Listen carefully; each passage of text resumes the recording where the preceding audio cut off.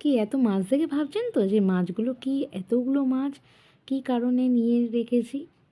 দুদিন পরে আমার ভাগ্নির বিয়ে, বুধবার শুক্রবারে বিয়ে, সেই জন্য দাদাভাইয়ের কাছে মাছের অর্ডার দিয়েছে। আর এখানে আমি মেয়েকে নিয়ে স্কুলে চলে এসেছি। সকালবেলা মাছ কাটছিল আর তখন মেয়ে বলছে একটু মা ভিডিও করো। তারপর বাড়ি এসেও দেখি যে সেই মাছগুলো কাটা হয়ে গেছে আর প্যাকিং করা হয়ে গেছে ওজন হিসাবে। দাদাভাই করছে আর আমার বর করছে। ওদিকে মাছগুলো কেটে তারপর আমরা যা হোক করে খেলাম, সেটা আর ভিডিও করে আপনাদের দেখানো হলো না। তারপর আমার ভাসুরজি, আমি, আমার যা সবাই টোটো করেই গেলাম। বাসে তো আমি যেতে পারি না, সেটা আগেও আপনাদের বলেছি, কিন্তু টোটোতেই আমি যাই। আর টোটোতেই ভালো লাগে যেতে, না হলে আবার বমি টমি করে ফেলি। আমার মতো কার কার এরম স্বভাব আছে সেটা আমাকে জানাবেন। আর টোটোতে বসে আর আমার ছোটো বাচ্চাগুলো তো ঘুমিয়েও পড়েছে। আমার মেয়েটা তো একদম চিলিচ্যাপ্টা হয়ে গেছে ওর দাদা আর দিদি ভাইয়ের মধ্যিখানে। আর আমি এই ধারে বসে আছি আর ওখানে আমার ছোট্ট সে ঘুমাচ্ছে।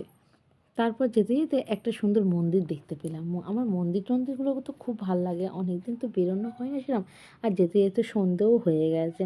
তারপরে আমার নাতি উঠে খেলা করছে, তাও এর উপরে উঠে ট্রলির উপরে উঠে বসে খেলা করছে। আর গিয়ে দেখি রূপা কুকুরের সঙ্গে খেলা করছে।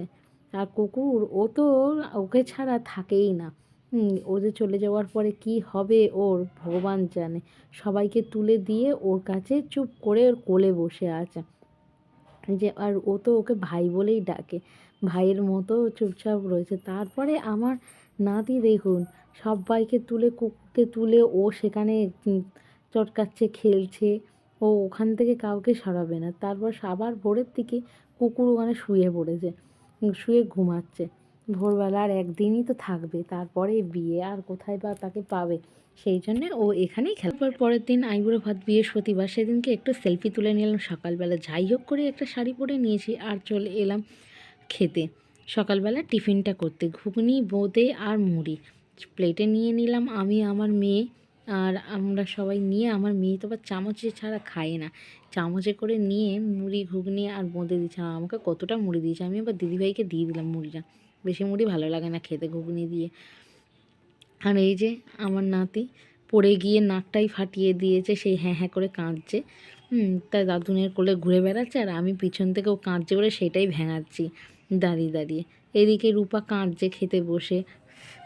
যতই হোক, যতই বিয়ে করুক না কেন, কিন্তু মায়ের বাড়ির লাশ খাওয়া সেটা জীবনে কোনো দিন ভোলার মতো না। আর সেই মার সাথে যাদের সঙ্গে সম্পর্ক সারা জীবনের থাকে, সেটাকে চলে যাবে, ত্যাগ করে কি চলে যাওয়া সম্ভব? সেটা কোনো দিন সম্ভব না। মেয়ে হিসাবে আপনারা কি বলেন, এটা কি মানা যায়? তবুও মেয়েদের কি পরিস্থিতি, যেতে তো হবেই একদিন না একদিন সবাইকে। তারপরে তুলে নিলাম এখানে। তারপর কটা সেলফি টেলফি তুলে নিয়ে এদিকে দেখছে, এদিকে আমি, দিদি ভাইরা সবাই সেলফি তুলেছে আর ওইদিকে বোনদের গ্রুপের একটা দিয়েছে।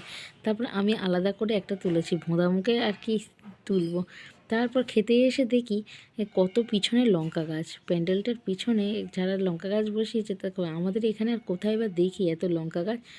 এখানেই দেখছি কত লঙ্কা গাছ। এই লঙ্কা গাছে বেশ হয়েছে। এদিকে নিশা কটা লঙ্কা তুলেও নিয়েছে। আবার আমি ভিডিও করছি বলে তাই আমাকে বলছে যে তুমি মণিমা ভিডিও করছো। এদিকে দাদাভাই কুকুরগুলোকে একটু খেতে দিচ্ছে, সবাই খাবে আর খাবে না। এইটা কি তুতুল না টুতুল বলে গা ঘষা, সেইটাও আবার কুড়িয়ে নিয়ে এলো এরা সব মিলে। আর এইদিকে কোণে সুন্দর ফটো তুলেছে, শাড়িটা আমিই পরিয়ে দিয়েছি। তারপর ফটো তোলার পরে এইদিকে ভালোই পোজ দিচ্ছে, পোজ দিয়ে ফটোগুলো তুলছে। আর ও তো আগের দিনই মেহেন্দি পড়েছে। আর এইদিকে আমার এক ভাগ্নি মেহেন্দি পড়বে বলে বলছে মণিমা আমাকে এরমভাবে ফটো তুলে, ওরমভাবে ফটো তুলছে। আর এইদিকে আমার মেয়ে নাচছে, তারপর ওর ছোটো পিসির সঙ্গে কটা ফটো তুলে নিল। আর এইদিকে আমার বর, দাদা ভাই সব বাড়ি রয়েছে। জামাইবাবু এসে মাছ ভাজছে আর আলু ভাজা, মাছ ভাজা দিয়ে ভাত খাবে। যেহেতু মাছ ভাত কেটে কেটে আর কখন বা রান্না টান্না করবে একটু বাচ্চা, সেই জন্যই গল্প করেই ওরা এই করে খাচ্ছে। আর এইদিকে পুচকেগুলো তো খুব নাচ নেচেই